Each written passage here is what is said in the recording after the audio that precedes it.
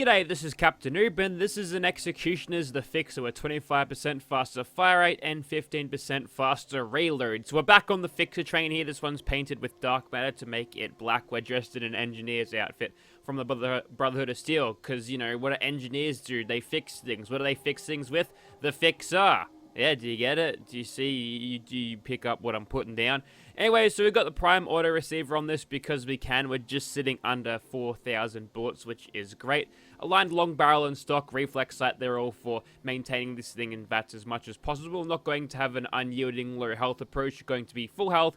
But we've got a bunch of chameleon gear with AP refresh, and I think all of those chameleon bits are lightweight, so that'll give us a small AP bonus. Ultra lightweight, I think. And I got a suppressor for sneaking and getting a bunch of damage from sneak criticals, which we are going to utilize because why wouldn't we?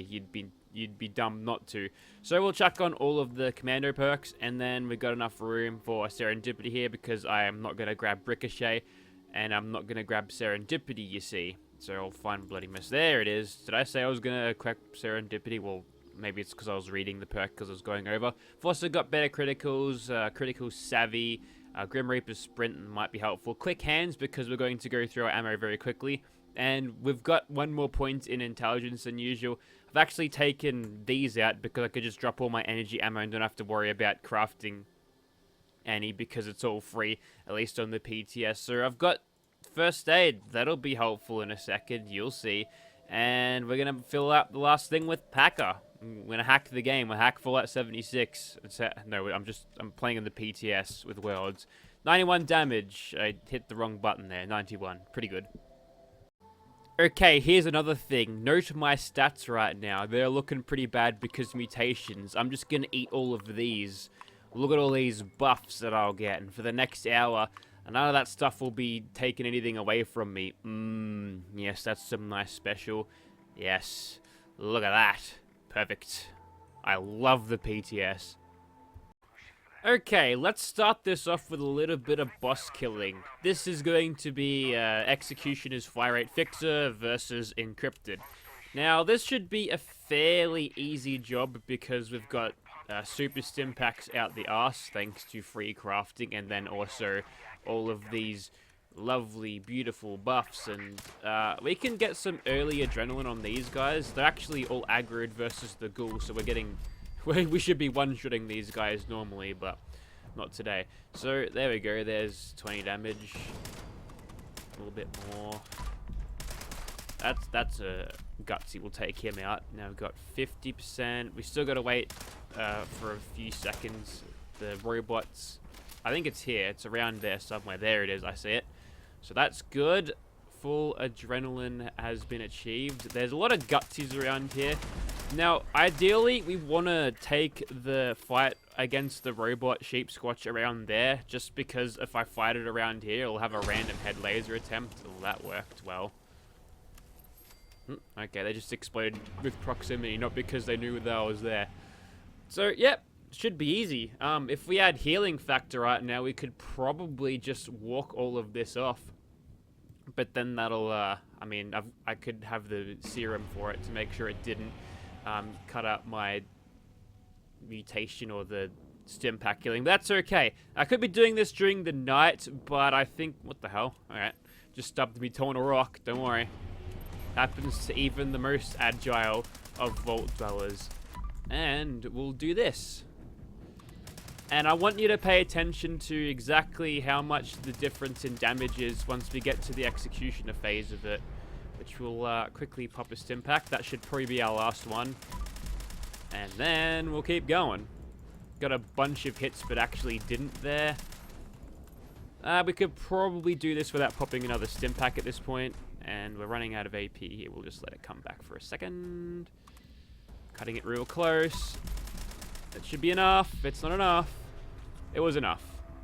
Almost got killed due to lag. And we got a Ghoul Slayer's bashing fat man. You know what? You can keep that, mate. Alright, so, you know, could have gone a lot worse. Could have gone better, but we'll drop that Fedora because they're gross. Alright, maybe add a couple of regular hold stim packs to make us slow on the heal there. We did run out of AP. We could have eaten a bunch of rice beans or had some chems to do that, but honestly, I don't think we needed it, so there you go. Pretty strong, and you know, we won't be able to see that against regular old enemies, especially when we wait until night so we can get all these gigantic additive bonuses on our sneak attacks. But you know, just to give you an idea of the caliber of weapon, maybe build that we're dealing with, that's what it does. It's some good stuff. Okay, so here we are inside of Scorched Earth. There's a giant Scorched Beast Queen somewhere in here. We gotta go take her out. We're bang on 6 o'clock. There's my specials, if you forgot what was on the screen like a minute ago. Let's begin. This should be a shellacking. A good old flogging, because my build is strong, the weapon is strong, I've got a multiplicative prefix, and I have, I'm going to try to do this as fast as possible so we can have a little bit of daylight in the next couple of clips. Oh yeah, you're in here, sorry. I haven't adjusted to that opening in the wall just yet, and I don't know if you can see the frame rate in the top corner there, but that's a nice little level up. It's nice. We'll utilize VATS a little bit here because we can. It's a very nice thing to have. It's a very good tool to do a lot of damage, and it's basically the only tool you have to do a whole lot of damage and to play the game with not a lot of effort because the game aims for you. It's good. That's okay. There's more user input here than in the 2D Fallout, so the gameplay feels good regardless. We'll keep going. We've got something down here. You'll go down. So yeah. So yeah, we're not really getting much in the way of the Executioner's effect doing anything now, simply because we're kind of killing them instantly, which is good. It's a good thing. So you could have made the argument that I would have, I could have ditched the suppressor, but I'm not going to do that. I mean, I could, but I won't. Sometimes, like, if I was using this in-game, not on the PTS, not on free crafting land like I am right now, a suppressor would have on this thing, and you know, you saw against Encrypted before, the suppressor kept me safe and unlasered in the face from the giant robot sheep thing.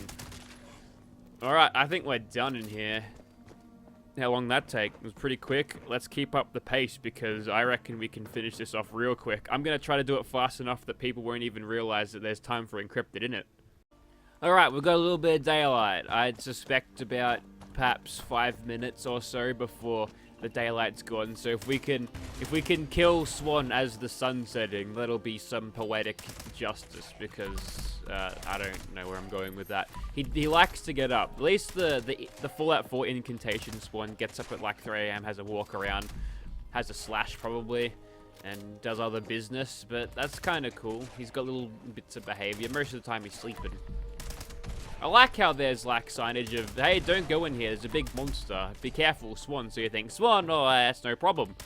You see all those little fiberglass Swan thingies. You can tell that they're fiberglass because when you kill Swan, he's carrying some. But they're all around, and there's little boats around. You don't see a giant thing in the river unless you press VATS, and then you shit your pants and think, what the hell is that? So you poke the mad bear with a stick, and out comes a 20-foot tall super mutant, and then you regret doing that, and it kills you, and then you reload your save, and then you go back and swap your pants out. These are ghouls though. These are a lot smaller and a lot easier to deal with, you see. They take a whole lot less bullets and are kind of stupid at the same time, so yeah, you'll have pretty good fun killing these ghouls. Again, we're not using the prefix here at all. Like, it's not even affecting this thing's performance because we're killing them so fast that it's not even popping up. If we were playing something that didn't require constant internet connection and doesn't be held back by a tick rate that I could probably count on my fingers, well, we might see that happen a little bit more, but not today. Anyways, we're burning daylight. We'll keep going. If you're wondering, it wasn't at night when I was fighting the Sheep Scorch, nor was I in a squad, so I was missing out on a few specials too. So basically, that was this weapon running on 6 cylinders. Now we're running on all 8, baby, and guess what happens? People get chopped. All of these little fucking Mitsubishi, Subaru, Toyota rice burners over here, they're getting smashed here by a big black gun wagon thing with a body kit on it. Oh, we've got a plasma gun. Lucky you, mate. unlucky that you decided to take cover to a place where you were flanked. That's what happens in XCOM sometimes. If you aggro stuff, they kind of freak out. They don't know where to go. You can do that with Reapers a lot, actually. I'm going to get a Reaper sticker. I'm going to put it on my car. It's going to be awesome. We should probably let our AP regenerate back. There it is. Die. Alright, I saw a 948. So we get...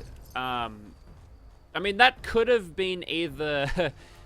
either the follow-through bonus or the executioners. Both are multiplicative. And if you're doing that together, that's 90% damage, which is massive.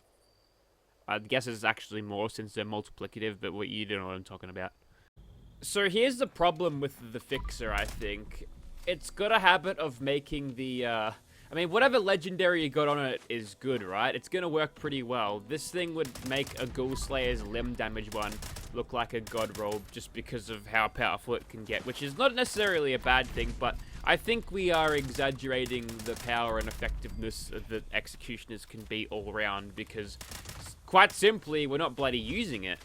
Which is more of a credit to the Fixer or possibly build itself. He nailed 1300 damage there. Nice. That's good. The problem is, though, that he was already at such a low health that most of that damage is gross overkill. So, yeah, Executioners was hot for a while because, hey, multipliers, big damage numbers, but the utility value, sadly, isn't really there.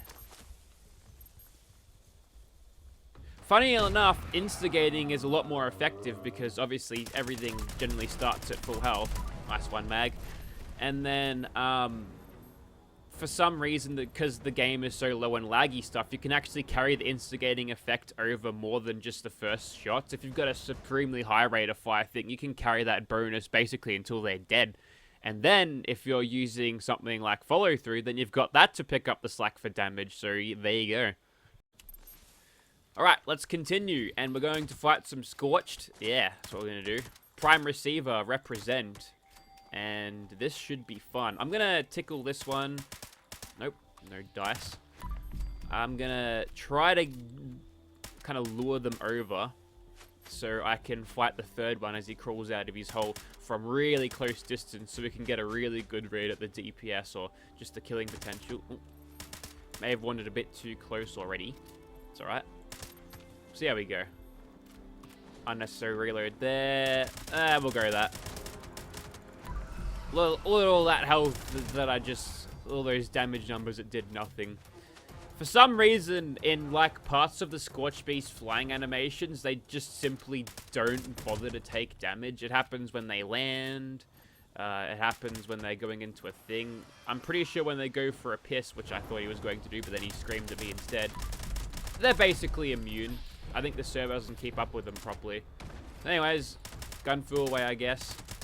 Or not. Hang on a second. Never mind. This is not a free play server here.